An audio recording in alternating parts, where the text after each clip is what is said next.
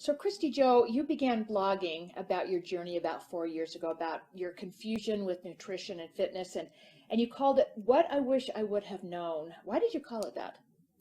For so many years, I was confused, and I felt like all of the information out there on nutrition and fitness was all skewed to get people to buy stuff. Of course, that's marketing, but I didn't feel like they gave me all the answers.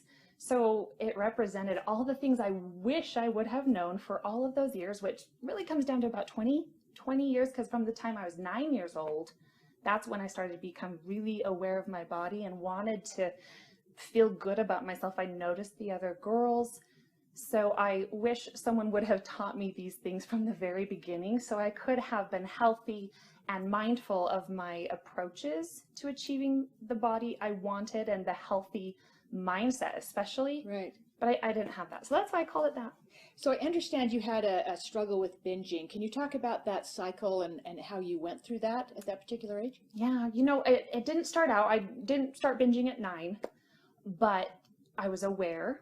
And so as I got older and older and we start to be aware of, the word diet. Right. The word diet is a scary one. And girls become more familiar with that name quite young, don't they? Yeah. It's sad, that Yeah. diet word, yeah. Yep. And so I started to diet. And then what I quickly learned was I didn't know how to diet appropriately. So it was like willpower, willpower, willpower. I couldn't do it. And I was weak and I broke and ended up overeating. And it started out like a brownie, a cookie. But what I discovered is over time, as years passed, those binges came a little bit bigger and bigger until the point I can remember at 24 years old sitting in parking lots. I would drive to the grocery store purposefully saying, this diet's over. I'm done. I've had it. I can't do anymore.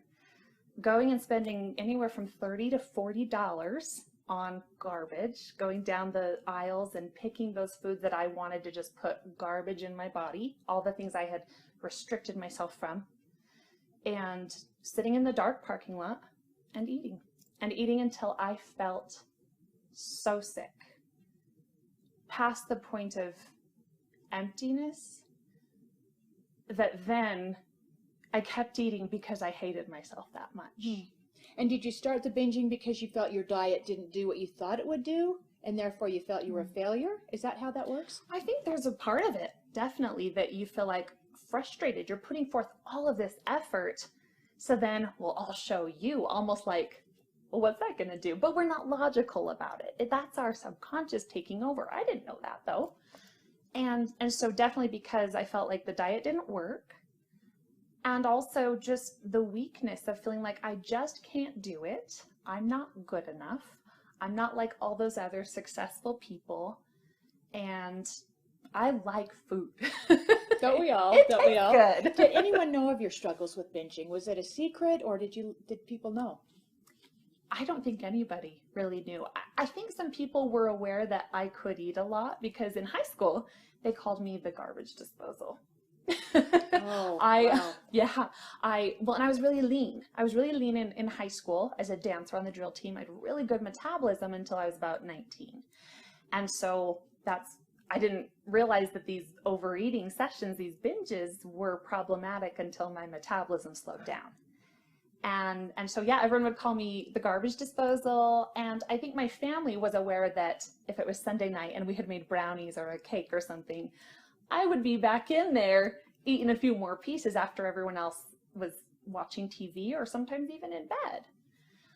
But for the most part, people knew me as the health nut. And I think that goes for many people who have experienced what I have, is on the outside, we are very much about health and nutrition. You would have caught me carrying around my little bag of carrots and always going to the gym. If I had even 15 minutes between my college classes, like if I had a dance class and then 15 minutes before another class, instead of just like studying, you would have caught me jogging and using every second of the day to burn calories, because what the outside I didn't know was what I was doing in private. So everyone just thought I loved it. That's very interesting. How did you overcome the binging? What were your approaches to that? Because I hear of it and hear of so many girls struggling with that. What was the key for you? Well, I've tried a lot of different things. And at first I thought it was, I just needed a personal trainer. I needed a personal trainer to make me work out the right way and teach me. And I hired a few trainers. So all physical. You were thinking just Yeah, physical. totally Just get somebody just to get you to physical. burn those calories and you were going to be good. Okay. Exactly. Yeah. And so I worked with a few trainers and definitely learned a lot. But as a poor college student, I couldn't afford a lot of sessions. And so I would go in for like 30 minutes once a week and just get a good workout. And I felt like at the end of the sessions, I wanted to talk about what I was experiencing, but it was like, next client, like, gotta go. And I was like, that's not the solution. So that was out. Then I worked with a few therapists and psychologists, not specifically for binge eating, but it always came up. It usually was just other things. I really suffered with some low confidence, just feelings of not being good enough, and depression a little bit. And so I would get counseling here or there, never like consistently, but once in a while. And the binge eating would always come up. And I remember trying to push it down because that was my thing. Nobody should know about this. This is shameful. It was like taboo or something. Yeah, this is, I feel guilty. So we don't talk about this. This is my thing.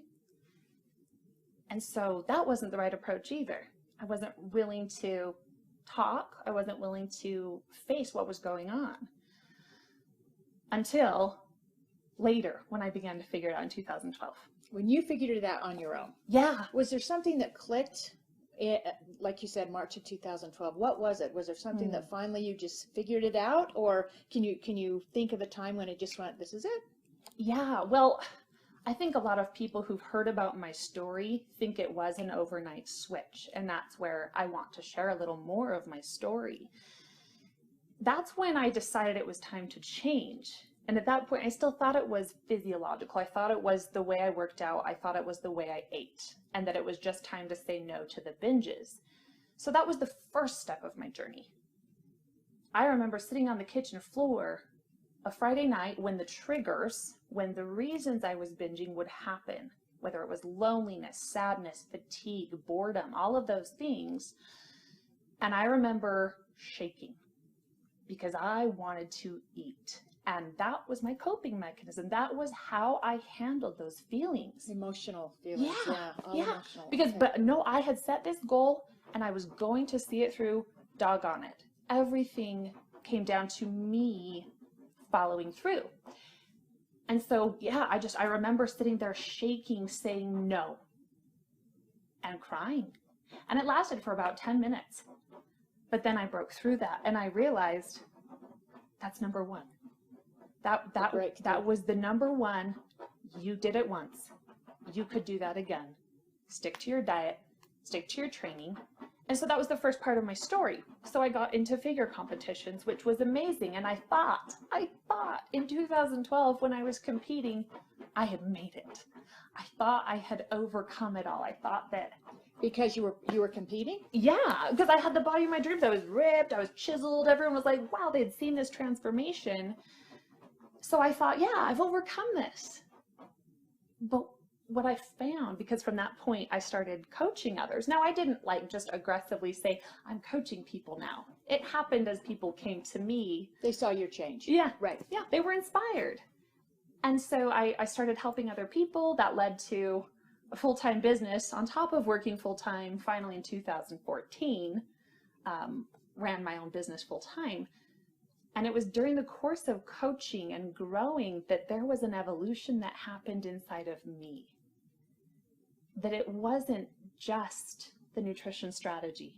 It wasn't just the fitness nutrition or the fitness strategy, which those were absolutely critical. Right. I had to have sure. those. But there was more. There was so much more on a mindset level of how not only to think about my body and food and exercise, because there was a total paradigm shift. I use a lot of words that are unique to people because I had to reprogram the way I saw those things, or else I would have just been the old girl thinking diet, can't do it, failure, binge. Yeah. Right. Yeah. So what did that feel like for you, Kristy, to be able to figure it out, especially on your own? That had to be really exciting. Freedom. Right. Yeah. Like the most incredible gratitude to God for allowing me to see obviously what he knows, but for me to break this fog that I was living under and to be able to see clearly now. But with that, I felt came some responsibility because I can see clearly now. What did you think that responsibility was? To teach people, to share authentically. I get emotional when I talk about this because it's hard. Because there are so many people in pain because they don't have these answers. Now, here's the tricky thing. When we say answers, it's not like, oh, if you asked me a question, I told you an answer, would the problem be solved? No.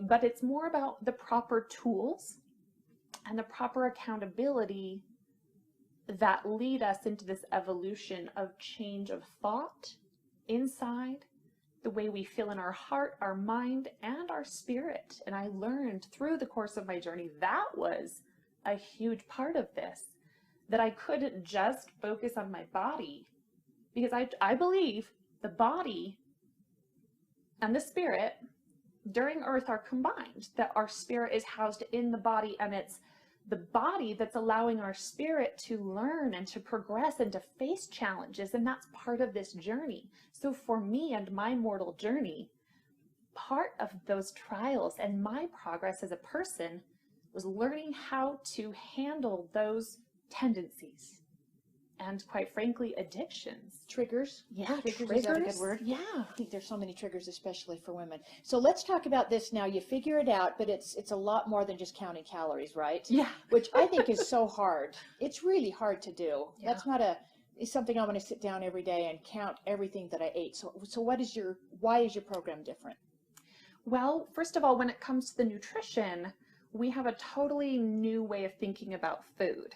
Because I used to be a calorie counter. Oh my goodness, I would carry around Post-it notes with the numbers of calories of the food I had eaten, because then I had to burn it off. That was my mindset at the time. I had to burn that many calories at the gym, and until that number said that on the elliptical or the bike or the treadmill, I was not getting off. Really? Yeah. You took it to that level? Absolutely. It was a very to the T, this many calories in, this many calories out. I did not have the proper education. And so, coming back to your question, I have this totally new way of talking about food. We represent macronutrient groups by a particular letter. So P for protein, V for veggies, C for carbs, F for fats. And each one of those is a macronutrient. Right. Okay. Yep. Those are our energy giving nutrients in the foods we eat. So instead of looking at the total sum energy in a food, we look at the contributing factors that make those calories, because those different contributing factors, protein, carbs, fats, all have different roles and responses in the body. So that's step number one, is to learn that appropriate education, which is a process. It's not like we just get to a point where we take a test, congrats, you know it. You got it. Yep. It's a growing thing. Mm-hmm. But the biggest thing is starting to ask ourselves those hard questions. The hardest question for people to answer is, why? Why do I want to face this? Because it's scary. It's scary to face the things that hold us back. Right. And to do something, change something you've done for your whole life. Yeah. I mean, if you're eating nothing but carbs and having that blood sugar rush every single day, it's hard to change that. It is. Very hard. And I love how you call it strategic eating. Strategic. Explain what you mean by that. Well, first of all, I hate the word diet. That's forbidden. So strategic eating forces us to think. It forces us to say, not just yes, no, good, bad, but say, well, what is it? And then, given the point of the education where we're at, say, I can critically think about how to eat this food wisely, because I understand how blood sugar works. I understand that my body needs protein to anchor. I understand my body needs vegetables. And we start to look at food as fuel instead of the enemy. That's a great way to put it. And I know a lot of your emphasis is on sugar. Yeah. Right? It's so hard, I think, for people to get off of that sugar high or that sugar rush. Is this program help people do that, lower their blood sugar and not be so addicted to sugar? Absolutely. And it's part of learning how to anchor our blood sugar with appropriate protein, vegetables, and then learning which carbohydrates are going to help keep our blood sugar from going too high. Okay. And then giving ourselves energy in the form of fats and not being afraid of fats. So many people are So afraid many of fats. people are afraid of fats, and I think that's been one of the big misnomers for sure. Right. But you talk protein for women. I think, isn't that the big key now, is getting more protein in the diet? Yeah, most people don't eat enough. And they think it's a scary thing because many people think protein equals muscles. And it could, because protein helps our bodies to resynthesize and the cell turnover. But protein contributes to every cell in our body, from our hair to our skin, nails, your intestinal tract. So if we're not getting enough protein, not only is that not helping repair a healthier body, because we have hundreds of millions of cells turning over every day, but we're not stabilizing that blood sugar, which is the environment of the body. If we can stabilize that blood sugar from a physiological point of view, we start to gain the upper hand against overeating, compulsive eating. Because if we're balanced, we're not feeling that blood sugar drop and turning on the cravings, then we eat something and then it drops. And so that's just 100% physiological. But wait, there's more. Because then the other side of the coin is the psychological, which, as I've experienced, is so much of this. Because if we can't even get ourselves in the frame of mind to think we're worth it, that's really the starting point. Absolutely. I was going to say that might be the hardest point for a lot of women, don't you think? Yeah. Is turning off that psychological issue and getting into strategic eating. Was there one thing that really helped you, Kristy, overcome the binging and make this work for you? Accountability, big time. And for me, I have the personality, I could be accountable to myself, and it worked well, but I was very regimented with it. I remember I drafted up this workbook for myself, and a lot of my clients use it now and people who do my stuff, but I had it bound. I went to the local printers and I had it spiral bound, and every day I would set a goal, very specific goal, and then at the end of the day, I would observe and I would say, look, how did you do in this area, this area, this area? And then I would reassess and say, hey, well, you're falling short here. I see that this is happening. And I started to be mindful of my thoughts. And there were a few really good books that made me think about stepping away and looking at what was happening in my mind and saying, okay, we're going to remove ourselves from it so we can view it objectively. Right. Thoughts can be so powerful. Oh, we swim in them. Positive or negative. They can. Yeah. And so we don't want to let them rule us. We want to step away so we can see it clearly. Then we come back into the situation with a little bit more mature mindset, a little more logical. And that's the slow process of beginning this evolutionary change. I think if you take that time to step back, maybe you won't be running for the potato chips or the Twinkies, but isn't that the hard part, is just taking a breath? Yes. Wait a minute, let me think. So are you completely over the binging? Is that gone in your life? I would say the tendency or the desire is still there. You still get those cravings? Yeah. Really? And I think a lot of people would be surprised to hear that. Yeah. But I don't fall victim to them. They have no power over me. So I don't believe that we necessarily heal, because when we use that word, in my mind, that means it's totally gone. Right. Instead, I've learned to manage it like a boss. Right. Well, I think it's probably like any addiction, right? I'm not sure you ever completely get over it. Right. You know, but it is managing it to the best way you possibly can. That's it. That's it. And one other thing on that is being able to recognize your trigger situations and either A, stay completely away from them, or to B, have those tools on a mindset and emotional level, how to combat them when they happen. Okay, so speaking of the mindset, if somebody's out there watching, they want to change that mindset, how do they get started? Well, I now have a 12-week course, and it took me so long to get it ready. I've been working with people one-on-one and very focused, but I've learned there's only one of me, And there's so many people who need this. So now I'm excited to announce this 12-week course. I've decided to call it Binge Bye-Bye. Love that. Because we're not bingers. Any of us that experience any tendency or compulsive eating or overeating, whatever we want to call it, we are not that. We're experiencing those tendencies. So don't label yourself. Right. Don't label ourselves so it's there, and that is not going to be in my life. I'm saying goodbye to it. And that's why I decided to call it. So this is going to be very focused on getting the mindset tools that we need to process that accountability factor. The coaching, that's the best part of it, is this weekly, I call it this discovery session where I will be coaching those who do this course on really digging deep into themselves. And that's the fun thing. I'm not a therapist. I'm not a psychologist. I'm like this mix of a friend, cheerleader, motivational speaker, reverend, and a psychologist. All of the above, and a nutritionist and a trainer. But you have the experience. That's the probably key. that is and the that key. is the key, is that I've been there. You can And relate. I know what is going on in the mindsets, and I have this deep compassion, which I think is the neatest part of anyone who's experienced anything. It gives us compassion for other people. So when you talk about the accountability, they will call you and you will go over the accountability, what they did the week before. Right. So they have somebody to talk to and be like, I either did great or I'm really struggling, and you can help them through that. Absolutely. Okay. Yep. So we'll get one-on-one calls if they want to go to that level. They can do it at a little less interaction with me. Sometimes I know that pricing is difficult for people. So if that's the case, they will get this workbook, which the workbook is just powerful on its own. But the next thing will be this private Facebook group where we have support. They can ask questions, and that's where I will be doing a Facebook Live broadcast once a week to walk them through this discovery session.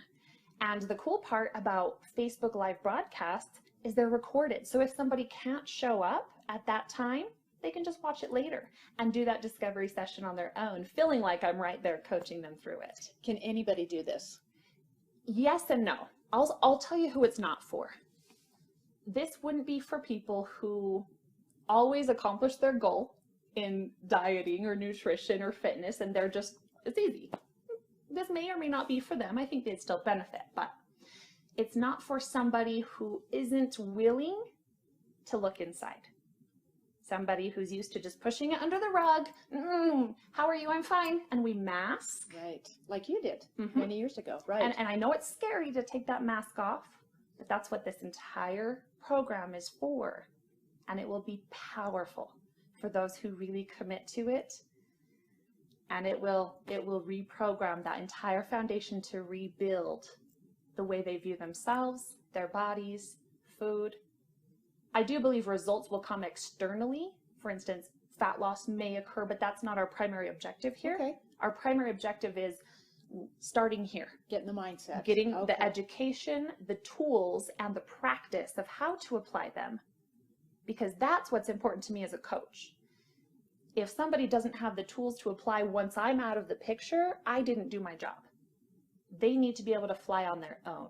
By after the 12 weeks. Right. That's the good stuff. Good Yeah, time. Okay. exactly. Okay. You think that's long enough for them to do that? Okay. Yes. And sometimes we just need that person who knows how to light us up. Right. And get us focused. A motivator. Absolutely. And what I love about this is it can get you ready for during the holiday season. that was When you're getting close to Thanksgiving and you want to just pork out, you Yes. want to binge or whatever, maybe by that particular point, you've been able to create that mindset to go at it in a better way. Yes, and I think that's going to be the real test for all of those who do this course with me. Is the final week is December. I think the first week of December. So yes, the final part of this program, Thanksgiving, the holidays start. And I think, actually, I know, anyone who does this program fully will have an entirely different holiday experience around food than ever before. That's great. So any final words, Kristy, you'd like to share for people who are really struggling with poor eating habits, poor nutrition? What would your final words be? Have hope, because there is absolutely hope. And when hope gets snuffed, we don't find solutions. We don't become resourceful. We don't ask for help. We kind of go inside a cave. And that's not the right place to be. if we are in that, and if someone watching this is in that space, I invite you to start with music. Music, and positive music, uplifting music. Instrumental is usually my favorite, no lyrics. And let your heart start to feel what it's like to open up, because it's all about that looking inside, and music will start to open you up. And that is it's the catalyst to hope. And when we have hope, then we become resourceful. Then we ask for help. We find solutions because they're there. So hang in there. Listen to good music.